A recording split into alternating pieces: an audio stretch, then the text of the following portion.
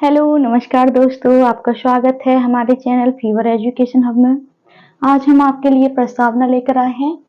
प्रस्तावना जिसे उद्देश्य का भी कहते हैं।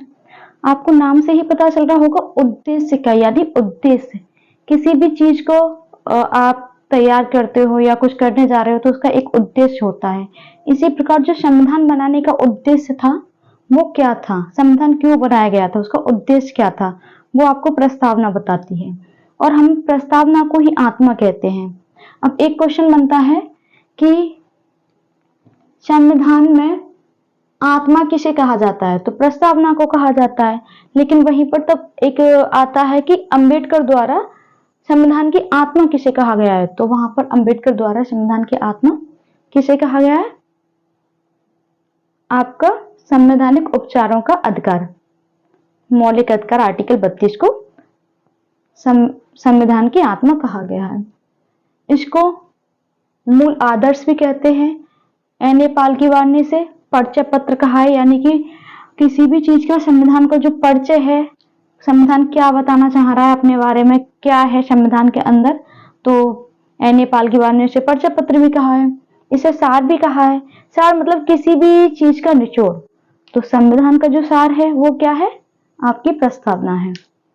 अब यहीं पर दो क्वेश्चन बनते हैं कि प्रस्तावना लिया कहां से गया है। तो जो प्रस्तावना का विचार है वो कहां से लिया गया है, आपका अमेरिका से। लेकिन जो हमारी प्रस्तावना की भाषा है वो हमने कहां से ली है, ऑस्ट्रेलिया से। तो आप देख पा रहे हैं यहां से दो तीन क्वेश्चन बनते हैं कि संविधान की आत्मा किसे कहा जाता है, तो संविधान की आत्मा हमारा प्रस्तावना को कहा जाता है। अब यहाँ यहीं पे एक क्वेश्चन बनेगा कि प्रस्तावना की जो भाषा है वो कहाँ से ली गई है, तो हमारी जो प्रस्तावना की भाषा है वो हमने कहाँ से ली है, ऑस्ट्रेलिया से ली है।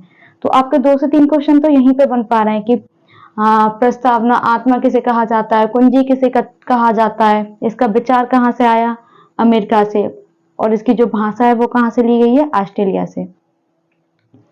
अब यहीं पर आपको बता दें ये संविधान के मतलब अंतिम चरण में से जोड़ा गया है, क्योंकि जब पंडित जवाहरलाल नेहरू ने 13 दिसंबर 1940 को अपने जो संविधान सभा है उसमें अपना उद्देश्य प्रस्ताव पेश किया था।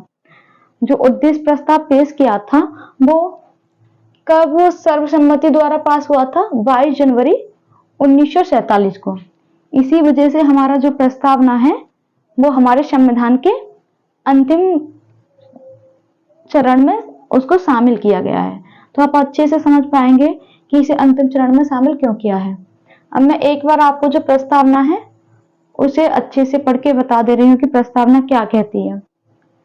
तो प्रस्तावना है, हम भारत के लोग भारत को एक संपूर्ण प्रभुत्व संपन्न समाजवादी धर्मनिरपेक्ष लोकतंत्रात्मक गणराज्य बनाने के लिए और इसके समस्त नागरिकों को सामाजिक, आर्थिक और राजनीतिक न्याय, विचार, अभिव्यक्ति, धर्म, विश्वास व उपासना की स्वतंत्रता।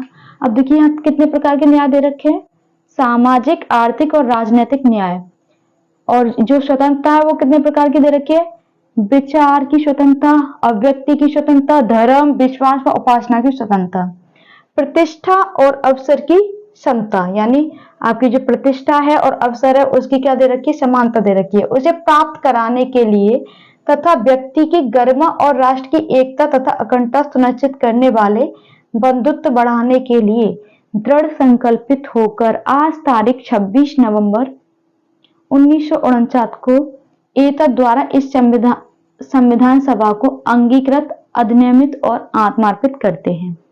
अब आप इसमें देखोगे कि जो हमारी प्रस्तावना है उसमें वर्ड दिया गया हम भारत के लोग, यानी जो हमारे इसमें स्रोत हैं वो क्या है, कोई पर्टिकुलर एक व्यक्ति नहीं है या पर्टिकुलर कोई पद नहीं है। इसमें जो स्रोत है वो है हम, भारत के लोग। अब आपका क्वेश्चन बनेगा यहां से एक कि संविधान में जो प्रस्तावना है उसका स्रोत क्या है। तो प्रस्तावना का स्रोत क्या है? हम भारत के लोग। इसकी जो प्रकृति है या स्वरूप है वो क्या है? आप दोबारा से प्रस्तावना को देखिए। हम भारत के लोग भारत को एक संपूर्ण प्रभुत्व संपन्न समाजवादी धर्मनिरपेक्ष या पंथनिरपेक्ष लोकतंत्रात्मक गणराज्य। तो हमारी जो प्रकृति है किस प्रकार की है? संपूर्ण प्रभुत्व संपन्न, यानी प्रभुत्व संपन्न समाजवादी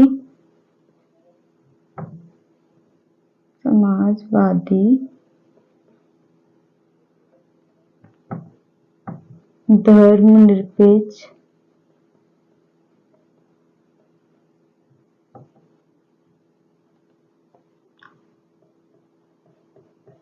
लोकतांत्रिक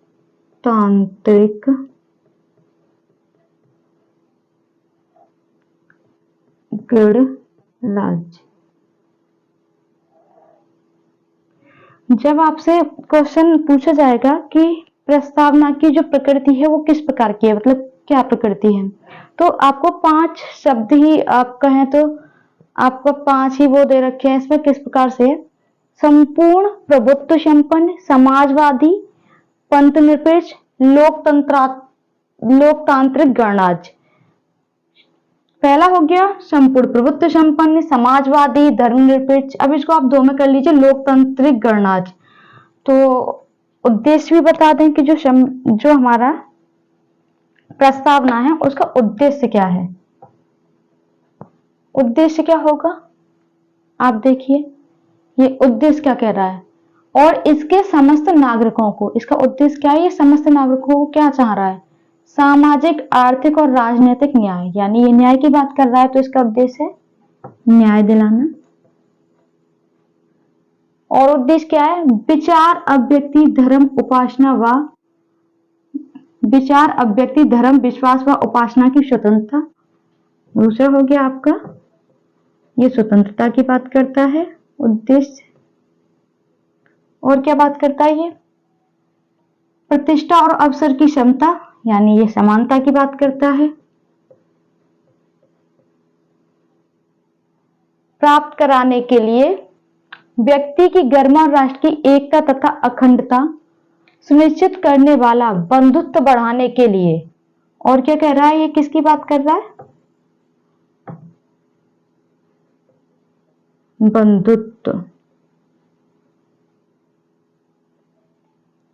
बंधुत्व किस प्रकार के? राष्ट्र की एकता तथा अखंडता को सुनिश्चित करने वाला बंधुत्व बढ़ाने के लिए। अब इसे आप भली भांति समझ पाओगे कि हमारे जो स्रोत क्या है। अभी आपका आएगा प्रस्तावना में स्रोत क्या है, तो स्रोत क्या है? हम भारत के लोग। हम भारत के लोग, कोई पर्टिकुलर व्यक्ति नहीं है, हम भारत के लोग, यानी जो हमारा संविधान बना है वो किसके लिए? हम सब भारत के लोगों के लिए, और हम सब भारत के लोग बना रहे हैं, तो एक पर्टिकुलर व्यक्ति नहीं आ रहा, हम भारत के लोग। स्रोत है हम भारत के लोग। स्वरूप और प्रकृति क्या है? संपूर्ण प्रभुत्व संपन्न समाजवादी धर्मनिरपेक्ष लोकतांत्रिक गणराज्य। और उद्देश्य क्या है? न्याय प्राप्त करना, स्वतंत्रता, समता यानी समानता की बात करता है, बंधुत्व की बात करता है। अब आपको एक एक करके इसका आप स्रोत हम भारत के लोग तो समझ ही रहे हैं। प्रभुत्व संपन्न क्या होता है? अब हमारी यहाँ बात आती है कि जो प्रभुत्व संपन्न है वो क्या है। तो प्रभुत्व संपन्न आप कह सकते हो कि हमारा जो देश है, आंतरिक और जो बाह्य मामले हैं उन पर कोई भी जो हमें एक्शन लेना है हम स्वयं ले सकते हैं। इसमें किसी बाहरी हस्तक्षेप की कोई भी जरूरत नहीं है, हम कोई बाहरी हस्तक्षेप नहीं करने देंगे। और इसके ऊपर कोई जो इसके ऊपर जो शक्ति है, कोई भी शक्ति नहीं है, हमसे ऊपर कोई भी नहीं है, हम सर्वोपरि हैं। हम प्रभु, प्रभु तो वैसे भी सर्व से ऊपर होते हैं, तो क्या है? हम अपने आप में सर्वोपरि हैं। हम अपने आंतरिक और बाहरी जो मामले हैं उसको निपटाने में सक्षम हैं। समाजवादी। अब ये समाजवाद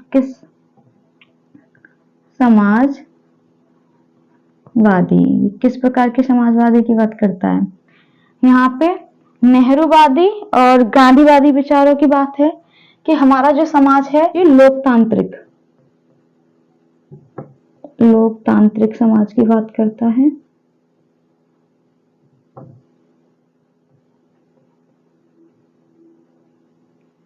जिसमें सब लोग आगे बढ़े हैं और गरीबी हो गई, भुखमरी हो गई, मकान हो गया, ये सारी चीजें क्या हो, सभी को प्रोवाइड हो। इस तरह की समाजवादी की हमारा जो संविधान है, हमारी जो प्रस्तावना है वो बात करती है। अब हमने आपको 2 वर्ड बता दिया, अब आगे धर्मनिरपेक्ष।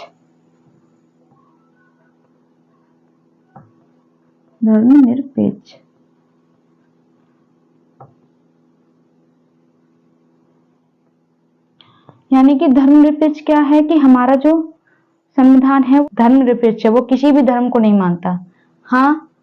वो किसी धर्म को नहीं मानता, लेकिन सभी के धर्म का सम्मान करता है। वो किसी धर्म को नहीं मानता, उसका कोई धर्म नहीं है, हमारे संविधान का कोई भी धर्म नहीं है, लेकिन वो क्या करता है, सम्मान करता है। इसलिए तब न्याय की बात करी गई थी, तो इसमें कितने प्रकार के न्याय की बात करी गई? सामाजिक, आर्थिक और राजनीतिक। यदि हमारा संविधान धर्म को मानता तो क्या होता, सामाजिक, आर्थिक, राजनीतिक न्याय और धार्मिक न्याय की भी बात करता है, लेकिन ऐसा नहीं है, क्योंकि हमारा जो संविधान है वो धर्मनिरपेक्ष है, इसलिए हमारा संविधान धार्मिक न्याय की बात नहीं करता। इसके बाद आ गया हमारा लोकतंत्र।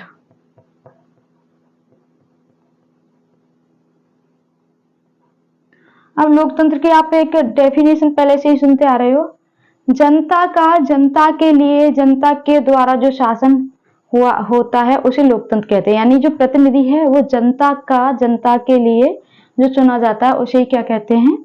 जनता का, जनता द्वारा, जनता के लिए जो शासन होता है उसे ही हम क्या कहते हैं? लोकतंत्र कहते हैं। यानी लोकतंत्र में क्या होता है कि जो प्रतिनिधि है वो जनता के द्वारा ही चुनकर आता है। हो सकता है वो प्रत्यक्ष रूप में भी हो या प्रतिनिधि जनता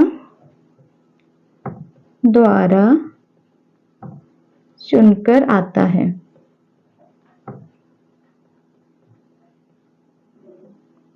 अब इसी प्रकार से हमारा जो गणराज्य है वो भी कुछ इसी प्रकार से है, लेकिन अंतर क्या है आप उसको देखिएगा। ये कहता है कि आपका जो गणराज्य का मतलब है कि हमारे देश का जो सर्वोपरि जो पद है, यानी संवैधानिक जो सबसे सर्वोपरि हमारा पद है, जैसे हमारे यहाँ राष्ट्रपति का पद है, तो वो क्या है, वो भी हमारे जनता के द्वारा ही चुना जाएगा। यानी कि उसका भी जो चुनाव करेगी वो जनता ही करेगी, चाहे प्रत्यक्ष रूप से हो या अप्रत्यक्ष रूप से हो। यानी जो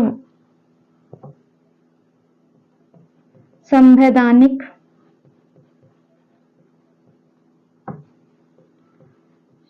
सर्वोपरि पद का जो चुनाव है वो क्या करेंगे, वो जनता द्वारा होगा। और जो ये पद है वो वंशानुगत नहीं होगा।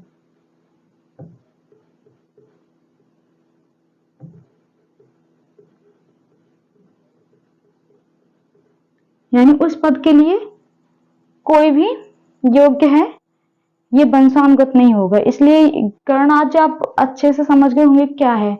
जो हमारा देश है उसका जो सर्वोपरि पद है वो भी जनता के द्वारा ही चुना जाएगा। उसमें कोई भी जनता ही पार्टिसिपेट करेगी, कोई भी हो।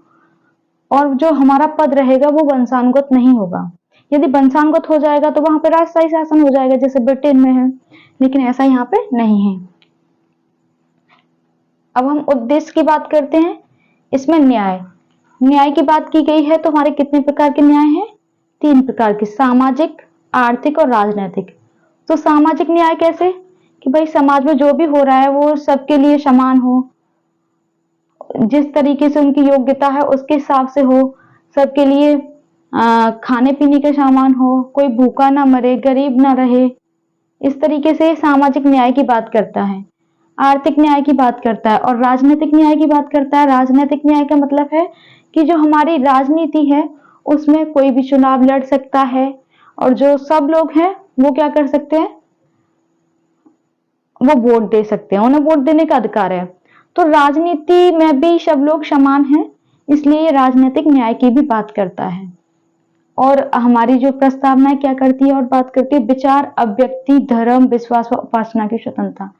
आप कुछ भी सोच सकते हो, आपका मन है आप कुछ भी सोचिए। तो ये विचार की बात करता है। अभिव्यक्ति, आप अभिव्यक्त सामने वाले को क्या बताना चाह रहे हैं, आप किस प्रकार से अभिव्यक्त करेंगे उसे, आपको वो स्वतंत्रता है।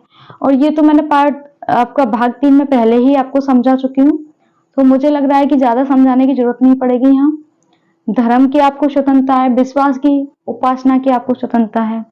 अब आप स्वतंत्रता की बात कर रहे हैं, तो स्वतंत्रता है क्या? स्वतंत्रता, आप तब तक स्वतंत्र हो तब तक आप किसी दूसरे की स्वतंत्रता का हनन नहीं कर रहे हो। आप स्वतंत्र, आप घूमो, नाचो, आप स्वतंत्र हो, कुछ भी करिए, लेकिन आपकी स्वतंत्रता देश की एकता और अखंडता को नष्ट ना करे और दूसरा किसी और की स्वतंत्रता का हनन ना करे, तो आप स्वतंत्र हो। और ऐसी स्वतंत्रता जो आपको आगे ले जाए, वैसी स्वतंत्रता की बात करता है। प्रतिष्ठा और अवसर की समान समता। समता का यहाँ अर्थ है समानता से। आपको प्रतिष्ठा और अवसर की समानता है, आपको समान अवसर प्रदान किए जाएंगे। और व्यक्ति की गरिमा और राष्ट्र की एकता तथा अखंडता सुनिश्चित करने वाली बंधुत्व। अब क्या है, ये बंधुत्व की बात करता है। आपको कि बंधुत्व शायद सब लोग जानते होंगे, बंधुत्व भाईचारे की बात करता है। ये कहता है कि आपस में क्या करो, मिलजुल कर रहो, प्रेम पूर्वक या फिर मिलजुल कर रहिएगा, मिलजुल कर रहो। अब ये ऐसे प्रेम पूर्वक और मिलजुल कर रहने की बात करता है कि जिससे हमारे देश की एकता और अखंडता बनी रहे, इसका हनन ना हो। तो आप समझ पा रहे हो, अब मैं कैसे पता करूं आप समझ पा रहे हो नहीं? आगे बढ़ने से पहले लाइक शेयर और कमेंट करिएगा। आपको जो भी क्वेश्चन है वो यहाँ से बन जाएंगे। आपके किसी भी छोटे एग्जाम से लेकर स्टेट पीसीएस तक के जो भी क्वेश्चन है वो यहाँ से मोस्टली क्वेश्चन बन ही जाएंगे। गरिमा, आप समझ पा रहे हो गरिमा क्या होता है? यानी कि आप गरिमापूर्ण जीवन जीने की जो आपका रहता है कि हम इस तरीके से जीवन जिएंगे, हम ऐसे रहेंगे, वैसे रहेंगे, हमारा एक सम्मान होगा, तो वो आपका गरिमापूर्ण जीवन जीने वाला हो गया। यहीं पे हमारा जो प्रस्तावना है यहाँ पे जो पूछ लेता है कि परिचय पत्र तो किसने बोल दिया, नेपाल की बाल ने बोल दिया। एक और था हमारा अय्यर जी ने, यानी लादी कृष्ण स्वामी अय्यर जी के द्वारा हमारी जो प्रस्तावना है वो दीर्घकालिक सपनों का विचार है। यानी हम संविधान के बारे में पहले से इस तरीके का बनेगा, वो बनेगा, जितने भी विचार किए थे वो क्या है, हमारी प्रस्तावना है। यानी आप प्रस्तावना पढ़ लोगे तो आपको पता चल जाएगा कि हमारा संविधान में अंदर क्या है, क्या कहने वाला है, संविधान किस किस उद्देश्य की बात करता है, किस किस न्याय की बात करता है, हमारा देश कैसे होना चाहिए, एकता और अखंडता की बात करता है, किस प्रकार से हमारा देश होना चाहिए। तो वो जो भी हमारा निचोड़ है संविधान का वो क्या है, प्रस्तावना। अब इस प्रस्तावना में एक बात आती है, हमारी जो प्रस्तावना है वो संविधान का अंग है। तो एक क्वेश्चन बन जाएगा कि हमारी जो प्रस्तावना है वो संविधान का अंग है। तो एक केस बना था यहाँ पे, आपको केस था हमारा केस था बेरुवादी संघवाद केस था बेरुवादी संघवाद केस। ये केस था 1960 में। तो यहाँ पे सर्वोच्च न्यायालय ने फैसला दिया था, सर्वोच्च न्यायालय ने फैसला किया, क्या फैसला सुनाया था, उसने सुनाया था कि हमारी जो प्रस्तावना है वो संविधान का अंग नहीं है।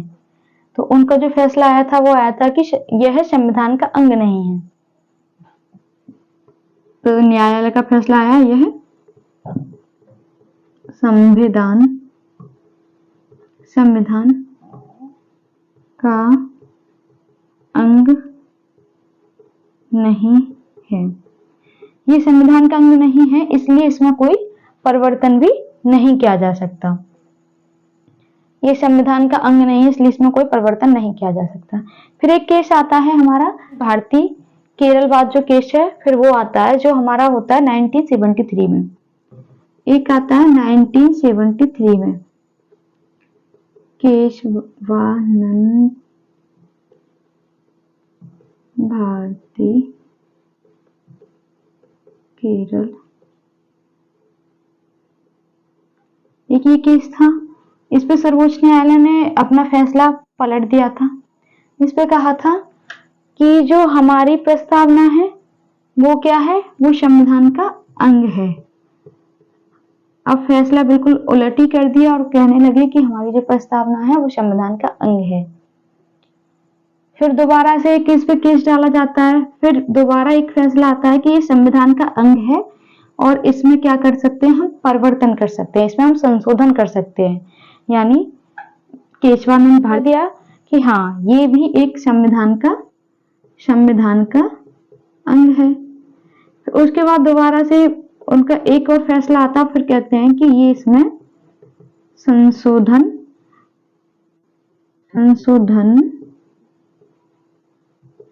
किया जा सकता है। संशोधन तो किया जा सकता है, लेकिन जो हमारी प्रस्तावना है, जो हमारा इसका मूल ढांचा है, जो पहले से आप देख पा रहे हो पूरी तरीके से मैंने आपको बता दिया, जो हमारा मूल ढांचा है उसमें कोई भी बदलाव ना हो, यानी मूल ढांचे को नहीं बदला जाएगा। तो मूल ढांचे को ना बदला जाए।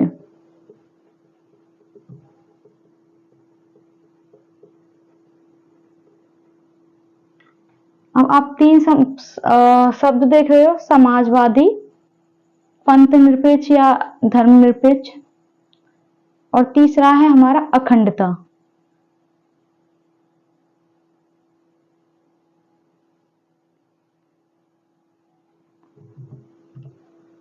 अखंडता,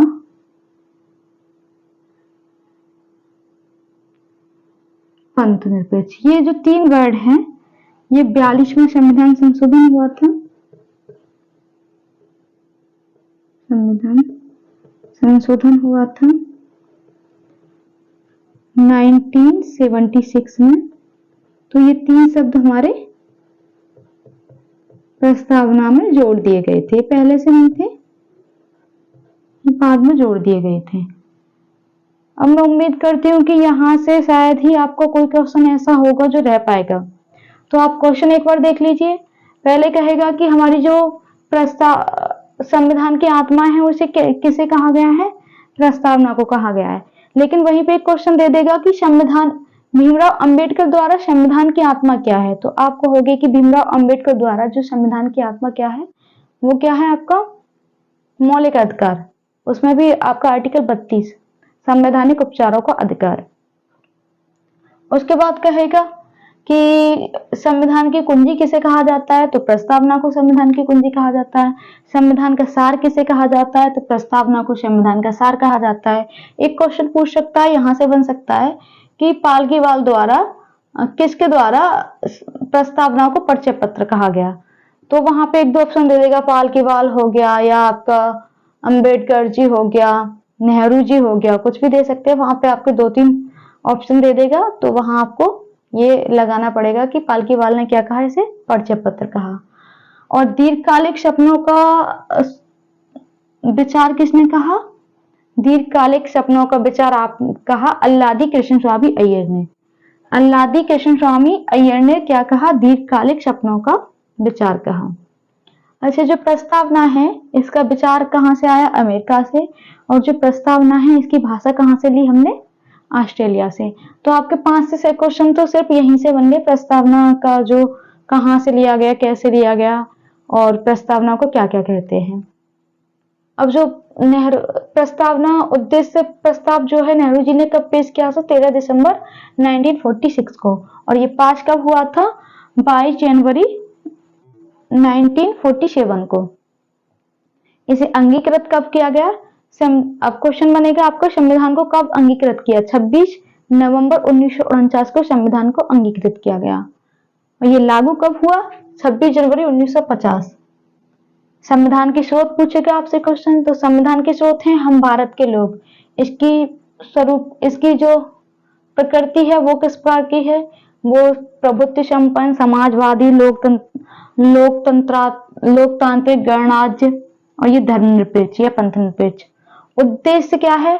न्याय, स्वतंत्रता, समानता, अखंडता, बंधुत्व, ये इसके उद्देश्य हो गए। आशा करती हूँ आज की क्लास आपको पसंद आई होगी और आगे हम भाग 1 से स्टार्ट करने वाले हैं। और वीडियो को लाइक, शेयर और कमेंट्स कीजिएगा। और आगे का जो नेक्स्ट वीडियो हमारा होगा वो भाग 1 होगा। और मुझे नहीं लग रहा कि यहाँ से कोई क्वेश्चन रह गया होगा। यदि आपको लगता है तो आप कमेंट्स करके वो बता दीजिएगा, तो हम उस क्वेश्चन को भी आगे जो भी वीडियो रहेगी या जो भी आपका इसमें भी कोई डाउट होगा तो वहां हम आपको सॉल्व कर देंगे। Thank you.